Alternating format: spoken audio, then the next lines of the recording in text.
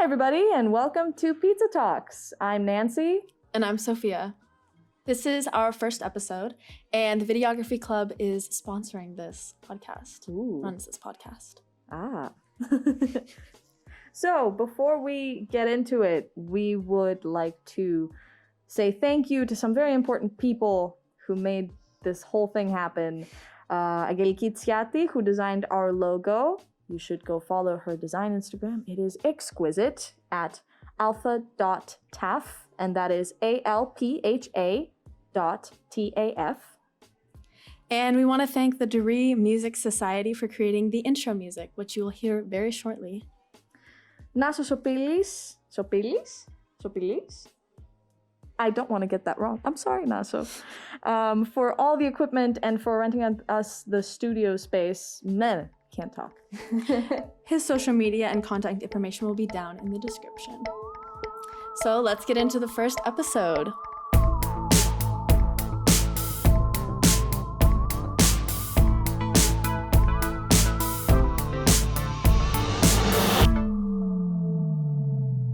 So, Sophia and I, it's our first time meeting today. Yes. We had maybe like 20 to 30 minutes before this to actually talk like two human beings. So I want to know, how did you first get interested in film and videography? I started videography, film, all of that with journalism in high school. I joined my journalism club and I started writing articles and newspaper things, and then I noticed that people were filming videos and weekly news podcasts, basically. So I wanted to be a part of it, and I asked to join or start editing and filming videos. Yeah, and here I am today in the Videography Club. What about you? How did you get started? Well, I got started quite randomly. I was dating someone who had studied film scoring in the past, and he messaged me in my gap year, and he was like, hey, we're shooting a feature film in Missouri. Do you want to come out here, even though you're in Greece and you're doing nothing? I'm like, yeah. So I did, and through that experience, I found out just how much I love being a crew member on a film, how much I love being on set. And so when I came back to Greece and I started taking classes at Duri, I was looking to find that outlet again somewhere here, and I stumbled upon Kostas Karathanasis, who is the leader of this whole videography club. Shout out to him. Shout out to Kostas. Kostas is listening to me right now. Kostas. I'm saying his name to him so that he can be cringed out. But either way, that's how I got started, and I've always been a creative person. I've always loved performing. I just never thought of myself as a crew member, and then I did it, and it was magic. That's amazing. When I was younger, I used to, this is kind of embarrassing. So if I decide that I don't want this in there, maybe we'll take it out. But when I was younger, I would like set up my computer with its camera on, and I would research for like an hour before, like recent news articles, like, oh, there was a car accident on the I-5 or something like that. And then I would like shoot a like mini news segment, and I would put post-it notes. I had this big map. I was obsessed with maps when I was younger. I'd steal them from the grocery store. I actually got in a lot of trouble for that. And I put it on my wall, and I would take post-it notes and put numbers with like degrees Fahrenheit and point and be the news lady as well. That's amazing. Yeah, I never really thought I'd get more into it, but I really love it. Oh, that's so cool. Yeah. You just reminded me of an embarrassing story I have. Your turn. When I was a kid. I guess I was wrong when I said that my first experience with videography was the film, because now it's coming back to me. I once upon a time made a YouTube channel. Oh my gosh. And I reviewed perfumes. That's so cute. I was obsessed with perfume collecting at some point. I'm pretty sure I made 2 videos. And Are they still up? Deleting both of them. Thank God. I thought to myself at some point, I was like, I should not have done that. I watched them back and I was like, no. So I deleted those. But that was my first exploration with like being in front of the camera. Okay, so from a professional perfume tester, what is the best perfume? my favorite perfume at the time was Rihanna's Rebel Fleur. No way. I love Rihanna. In like all ways. She's so cool. So amazing. But my current favorite perfume was actually given to me by my roommate and best friend, Evie. Hi, Evie. If you're watching this, hi. I love you. I'm sorry for not being better at being clean. She gave me L'Idole by Lancôme, and I carry it with me everywhere. I have it in my bag right now. It's everywhere with me. What about you? What's your favorite perfume? I don't know. I mean, I wear perfume, but I don't really have a signature scent, I guess. I should. I know that as I get older, that's like something that you do when you become an adult. So eventually I'll cross that bridge. But if you have any recommendations, definitely let me know. Ooh, yeah. Maybe Rihanna. No, I'm just kidding. Maybe Rihanna. Okay, well, now that I know that you have such a creative side to you with the interesting use of news to create your own news anchor job, tell me, what is a story that you wish you could have published yourself or, talked about, anchored yourself? One that I wish I had done was probably during the 2016 election. Ooh. Because it was a very controversial topic, obviously, and our school is extremely divided. We kept having like protests, walkouts. It was super weird because we'd have like walkouts for students that supported a certain cause, and then the other students that didn't would stand on the top of the building and like yell down. It was really weird.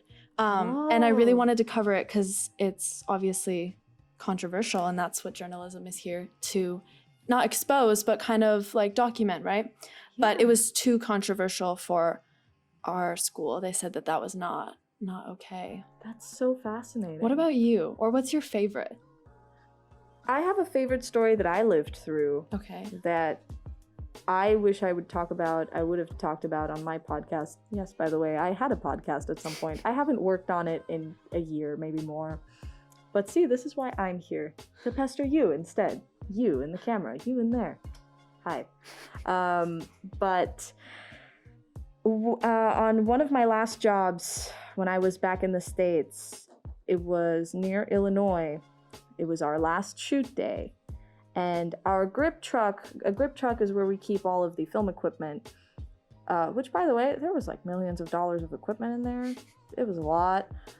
We had gotten to our second to last location, and our grip truck just broke.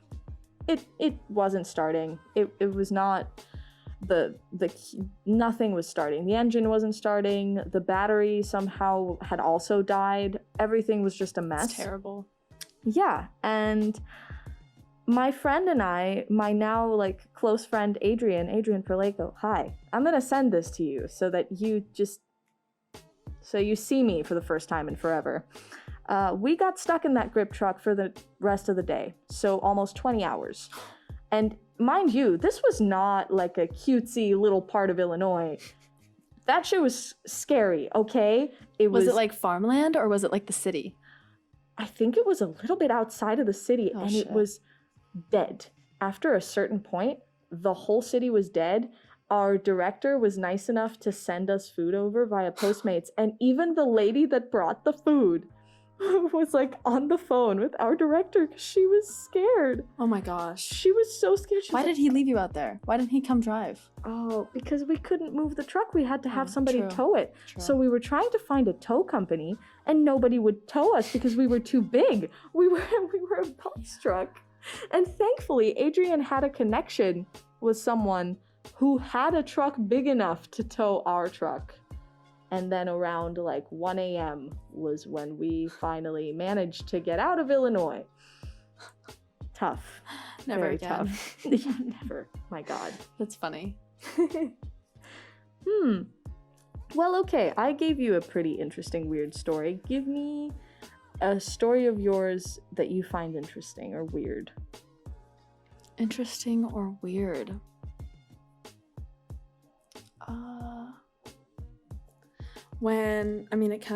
We had talked about one time when I was in my journalism, not to tie it back to journalism, but they're all really connected to journalism. Hey, it's your passion. We did low-key, very low-key. I was filming a video because my science chemistry teacher in high school, he loved to eat burritos and he would microwave them. He would like make them at home, package them up, bring them to school. But as a chemistry teacher, you should know, all the chemistry majors, anyone who's taking anything with science knows, you don't put aluminum foil in the microwave, right? Okay, so he did not remember that. Ever.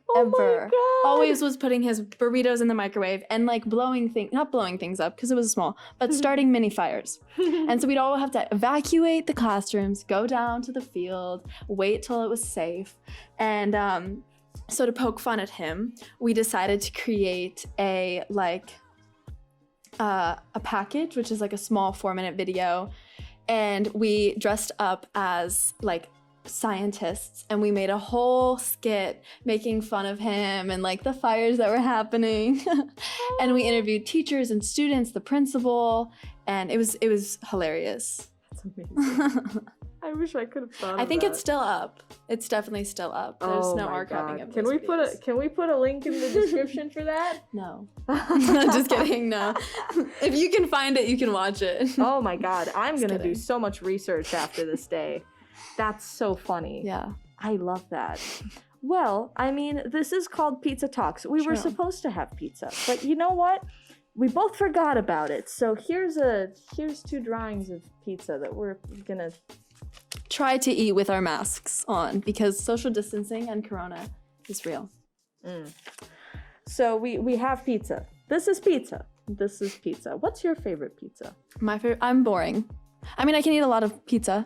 I can eat any type of pizza, to be honest. I love pizza. But if I had to choose, it would be margarita. The basil on it, the small, like, circular pieces of mozzarella, sauce, not too much sauce, not too salty, definitely. The dough and the cheese have to speak for themselves. Okay. Yeah. What about you? I have recently warmed up to pepperoni. Like, I know that that's some people's, like, holy grail pizza. Sure. Because it's also like pictured everywhere. But I don't know. For the longest time, I was also either a margarita girl or pizza with prosciutto. Oh, sorry. Oh my god, so good. So fun fact, Sophia has an Italian background, like Italian heritage. Okay, heritage. I just want to clear that up. I'm not fully Italian, but there's like, when they ask like where your ancestors came from. And what's funny about that is I also was living in Italy for 6 years. So there you go. Another way we're connected. When I went to Italy, Mm-hmm. When I went to Italy for the first time, I had never eaten pizza with a knife or a fork ever in my life. I didn't know people did that. And we went and we ordered a pizza because I was excited. I love pizza. And the waiter brings out just a pizza with no cuts in it. Like, no slices like this. And I was just looking at him like, I don't know how to eat this pizza. Do I fold it in half? And eventually he brought out a fork and a knife, and I was still very confused. But I managed. Do they actually eat a pizza with a fork and knife? Some people do. I don't know if they were just messing around with me, but... Were you guys at a restaurant? Yeah. Okay, because I've never seen... Like, usually when we got pizza, right, and we got pizza from a delivery place or like a takeaway... I lived in a really, really local area, like a small village called Crugnola, which nobody's going to know where the fuck that is. Can we put pictures in right now? Oh, yeah, sure. Here's Crugnola. I'll see if I have any pictures from like the home that we used to live in there. But I remember we would get these pizzas. They'd be huge, first of all. They're huge. They're like this big. Wow. Yeah. Very thin, which I love. Definitely. Pizzas. Oh my god. And they would already be pre-cut, but the slices would be huge. So they'd be like, you see this? Just make it like this. Wow. And you'd have to like fold it to eat it because it's too big. You don't have a choice. My grandpa always folds his pizza. That's how I eat pizza as well. Like, it's usually this. True. This motion. That's always the best. What was your favorite part about living in Italy? Ooh. Oh, going to Milan. Oh my god. I haven't been to a lot of places in Italy, surprisingly enough, because I was there for like 6 years. Mm-hmm. But I really loved going to all the designer stores in Milan. True. It was the first time I visited at Tiffany's, and Wow. my mom was obsessed with Tiffany's. So when they first opened a store there, she was like, Nancy, we're going. I didn't even know what it was. Like, I was a kid. And she took me there. She taught me all about fashion, and that's how, so sweet. I don't know. It was just, it was beautiful. Milan is just beautiful. And the architecture there is quite beautiful as well. Yeah. The cathedrals, Seriously. a lot of stuff. Yeah. How about you? When you went to Italy, did you go to Italy? I did. I went to Italy last Thanksgiving break. Ooh. While I was at Turi. It was the first time I'd been to Italy, and I went to like 5 different places. I did really like Milan. We had gotten there and it was pouring rain. Oh, and that's I had the decided best. I had decided that for a 9-day trip I was only going to pack one backpack, a large JanSport. And I was like, I can do this. I'm a traveler. No, don't do that. And I brought a little bag as well, like a little just tiny backpack to walk around because I wasn't going to bring the big JanSport everywhere. And as we're walking from the airport or train station or something that we had taken to our Airbnb, it was a very long walk and my bag broke. Oh no. Yeah. And then my umbrella, like, you know how umbrellas will like go in on themselves? Yeah, my umbrella broke too. Oh no. And I was just not prepared at all for the like long walk with a broken bag and a broken umbrella. Oh dear. Well, thank God Milan has so many Shops everywhere. Fashion capital of the world. Literally. Yeah. No, but I loved it. Very beautiful. Did you go into any of the like expensive ateliers? Yes, it was so Chanel? fun. I remember when I was in Boston. That's another fucking story. I shouldn't be swearing. I'm so Can sorry. we bleep? Can we bleep these? Pizza talk. It's just pizza. That'd be funny, yeah. It's just pizza on top of it. But I remember when I went to Boston, Newbury Street. Oh my, don't even get me started. Newbury Street, for anyone that doesn't know, is just a giant shopping street. It's just stores. And we're it's so talking beautiful. high-end, more budget-friendly stores. There's like juice bars. There's a whole benefit like store there that was really cute and really small. But what I found the most beautiful was the Chanel store. The giant Chanel store that I did not dare go into because I felt so incredibly like underdressed for it. I was looking at it from afar, and I remember my lovely boyfriend at the time went in there himself and FaceTimed me for me to look at it. That's so cute. Yeah, and I remember he was showing me the different bags and everything, and one of the employees there was like, "Hi." I was like, "Hello." He said, "You're a lucky girl." And I was like, "Oh, you think we have the money for this? That's funny. You're real funny, but thank you." It was Newbury Street, the giant Victoria's Secret store there. Beautiful.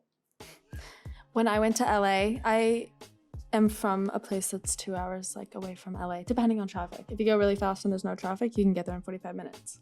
But my best friend and I at the time, his name was Andy, and we went on a trip there and we went to museums and we went to the shopping, yada, yada, yada. And we decided, you know what, we're going to treat ourselves. So we're going to take ourselves to a really nice restaurant. But in LA, it's kind of difficult to take yourself to a really nice restaurant if you're not an influencer, right? So we called ahead and we were like, "Hi, it's our anniversary and we have been dating for 5 years." And I was like, I think he might take it to the next level.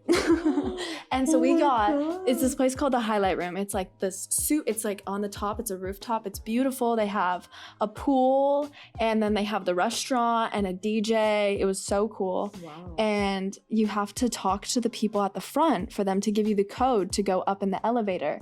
And so we were kind of freaking out because we were like, we don't look old enough to have been dating for 5 years. And our reservation was right, and it was amazing. It was one of the best days I've ever had. It was beautiful. Did you guys take pictures there? Yes, we did. I have them. Wow, Yeah. that's incredible. Do you have any coffee shops or restaurants here that you're obsessed with or in love with? I really like Play, the bar. It's just, I love the way that it's decorated. It's so cool. I don't know. I want to go to a lot of different places. So over the summer when I was here, we would always go to like a different brunch spot or a different place to eat dinner, just always trying new places. So I don't know if I have a favorite, but yeah. I know that when it's 3 a.m., there is a favorite, like a place that we always order from. Oh, which place is this? Munchies, because they do these like quesadilla pizzas. Have you ever ordered a pizza from there? It's not a real pizza. It's not a pizza like this. They take a big tortilla pizza, and they put cheese and tomato sauce, and they cook it, and it's really, really good. And we get crepes. I don't know. It's fun for us. What about you? I recently have been getting into finding more fun brunch and coffee stores. And my favorite by far currently, I'm obsessed with it, is Petite Fleur. Okay, where is that? Agrati. So there's different Petite Fleurs. There's one in Kipsia, there's one in Halandri, but there's also one in Pagrati. The one in Pagrati is my favorite personally. It's very cute. There's cats. There's so many cats. You like cats? I love cats. Do you have any cats? I had a cat. He's passed away, sadly. Oh, I'm so sorry. But he's a wonderful boy, and I'm gonna find a picture of him to show you. But yeah, that's one of my favorite places. It's not for eating, it's more for like having a sip of tea. We should go there and edit. Oh my god. Because I like cats too. I like dogs too. A lot of animals. I'd love to go there and edit with you. You could edit, I could, do other work, because I don't edit. I'm not an editor, everyone, in case you were curious. Let me find a picture of my cat to show you. My roommate also has a cat. Her name is Mittens, and she hates everyone. But, Oh, we also have a dog in the house. Everyone, this is Puka. Oh, so cute. She's adorable. How old is she? She's like, I think she's 5 years old, 4 years old. And I'm being vigorously gestured that we have 2 minutes left. So I'm going to try and find this picture as soon as possible while my friend Sophia over here breezes through the outro. So I just want to talk a little bit about our email. You can contact us and give us ideas for what you would like to hear or what you would like to talk about, or even we are allowing people to come on the show. If you'd like to be on the show, if you have something to say, or you want to be a part of this, please email us at dc.videographyclub@acg.com or .edu, my bad. Or you can even contact us through our Instagram, which again is Videography Club Videography Club ACG, everywhere, on YouTube as well. If you want to be in the club or you have any ideas for what to talk about, please let us know. You guys should definitely come over here so that I can share my pictures with everyone. This is Omorphos. I love the picture. He was the sweetest little boy. I miss you. That's a cute name. Yeah, it means beautiful in Greek. Good to know. It's been such a lovely time. I'm so glad I met you. Even through this. This was our first time. Obviously, we said that, but this has been so wonderful. Yeah. You will see Sophia and I again. Hopefully sitting across from each other again, talking or in the credits. Or in the credits. True. Anything. You can also just contact us, ask, if you want to see more of both of us, you can just message ACG and check in every Monday at 2:30. Yeah. For pizza talks. Yeah, I'm looking at my director who's gesturing at me. We should tell him in the comments, again, Kostas, make sure to tell him that we should be eating real pizza. Yeah. Not paper. Not making our own slices of pizza. Just kidding. And if you want more of us, of course, pester him and say, we need Sophia and Nancy back on the show. Flatter us. Give us those likes. Oh, yeah, absolutely. All those likes. All those comments about how much you loved this show. How much you enjoyed how organized this was. Thank you for tuning in. This has been Sophia Parks. And Nancy. And thank you and goodbye.